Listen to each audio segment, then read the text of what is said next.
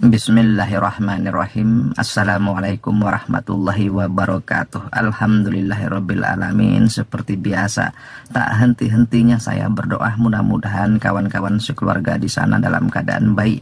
Allah cucurkan rahmat serta keberkahan dalam bentuk rezeki yang berlimpah ruah, halal dan thayyibah kepada Anda sekeluarga. Amin amin ya rabbal alamin.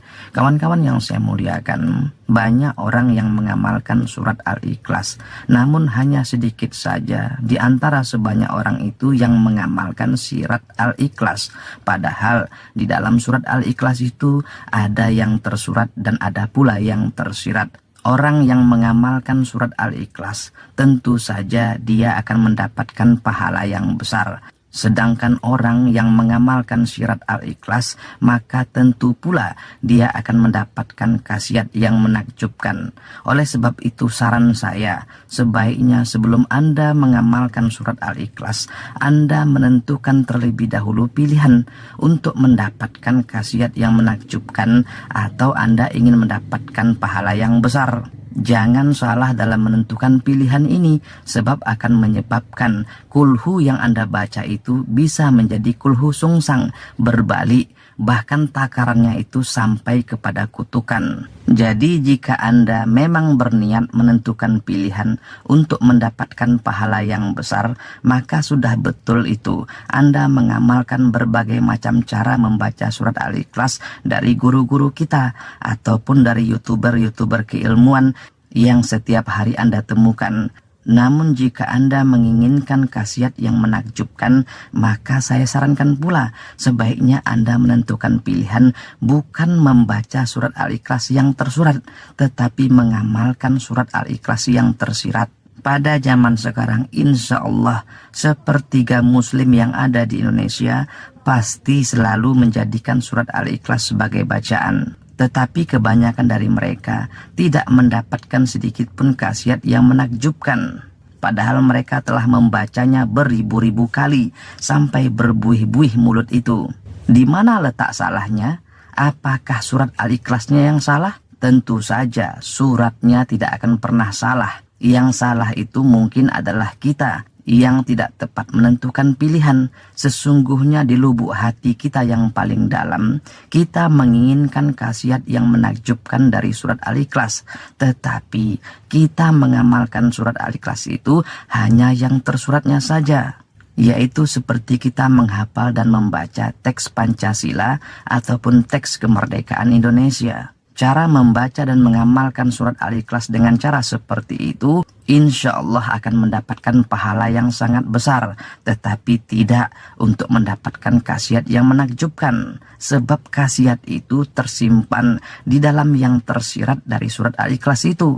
Sedangkan pahala yang besar sudahlah pasti Allah janjikan bagi orang-orang yang sering mengamalkan dan membaca surat Al-Ikhlas seperti redaksi apa adanya. Nah, mari sedikit saya bukakan kepada Anda yang tersirat dalam surat Al-Ikhlas itu pada 2 ayat.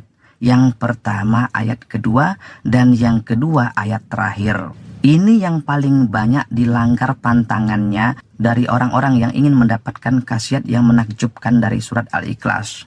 Ayat kedua itu berbunyi Allahus Samad, yang arti tersuratnya adalah Allah tempat bergantung segala sesuatu. Sedangkan arti tersiratnya, nah ini yang banyak tidak diketahui oleh para pengamal dan pembaca surat Al-Ikhlas. Allah tempat bergantungnya segala sesuatu. Ini hak Allah, jangan diambil oleh manusia. Tetapi yang terjadi faktanya, sebagian besar orang Islam yang mengamalkan secara khusus surat Al-Ikhlas mengambil hak Allah ini. Mereka dengan sengaja menciptakan situasi agar orang-orang bergantung mutlak kepadanya. Dan jika ada orang-orang yang bergantung kepadanya itu ingin lepas membuka usaha sendiri, maka dia akan membenci, iri hati, dan mencari cara untuk menjatuhkan orang-orang yang melepaskan diri dari gantungannya itu supaya orang-orang itu kembali bergantung kepadanya. Padahal dia mengamalkan surat Al-Ikhlas sampai ribuan kali. Dan dia pasti tahu arti yang tersurat dalam ayat kedua itu. Hanya Allah lah tempat bergantungnya segala sesuatu. Manusia tidak boleh memiliki hak yang sama dengan Allah itu. Nah, bagi siapa saja yang mengamalkan secara khusus surat Al-Ikhlas dan menginginkan khasiat yang menakjubkan dengan mengamalkan yang tersirat dari surat Al-Ikhlas itu, tetapi masih berbuat orang lain harus bergantung kepadanya, maka biasanya orang-orang yang mengamalkan surat Al-Ikhlas seperti ini akan terkena kutukan, khususnya kutukan ayat kedua, Allahus Somad. Jadi kalau Anda ingin mendapatkan khasiat yang menakjubkan dari mengamalkan yang tersirat dalam surat Al-Ikhlas, maka lepaskanlah dengan sukarela orang-orang yang bergantung kepada Anda. Baik itu bergantung secara keuangan, secara keyakinan, apalagi gantungan kepercayaan. Kalau perlu, orang-orang yang ingin lepas dari gantungan kepada Anda itu ingin buka usaha, Anda kasih modal. Nggak usah takut, modal sebanyak apapun yang Anda berikan kepada orang-orang yang melepaskan gantungannya kepada Anda itu akan diganti 1000 kali lipat oleh khasiat yang tersirat dalam surat Al-Ikhlas yang Anda amalkan atau Anda bacakan sehari-hari itu. Di sini Anda bukan saja membaca yang tersurat dari surat Al-Ikhlas, tetapi Anda telah mengamalkan dan melakukan yang tersirat dalam surat Al-Ikhlas. Lalu yang kedua, pada ayat terakhir, walam yakullahu kufuwan ahad. Allah tidak ada yang setara atau tidak ada yang bisa menyamainya. Tetapi faktanya hampir sepertiga orang Islam yang mengamalkan secara khusus surat Al-Ikhlas telah mengambil hak Allah ini. Hanya Allah saja yang tidak bisa disetarakan ilmunya, sifatnya, kekuasaannya, serta zat dan segala sifat-sifatnya. Tetapi saya yakin banyak di antara pengamal secara khusus surat Al-Ikhlas itu yang jika ada orang lain sama kayanya dengan dia, sama tinggi ilmunya dengan dia, sama larisnya jualannya dengan dagangannya, maka dia langsung membenci, langsung iri hati, dan mencari cara untuk menjatuhkan orang yang kekayaannya, yang perdagangannya, yang ilmunya bisa menyamai dia. Padahal dia tahu bahwa hanya Allah sajalah yang memiliki hak, tidak bisa disetarakan dengan apapun, tidak bisa disamakan dengan apapun. Nah, kalau yang tersirat ini biasanya banyak dilakukan pantangan ini oleh para kiai. Jika ada kiai lain yang ilmunya sama tinggi dengan dia, kekayaannya sama kaya dengan dia, maka segera dia akan membenci dan mencari cara untuk menjatuhkan dan merendahkan orang lain tersebut.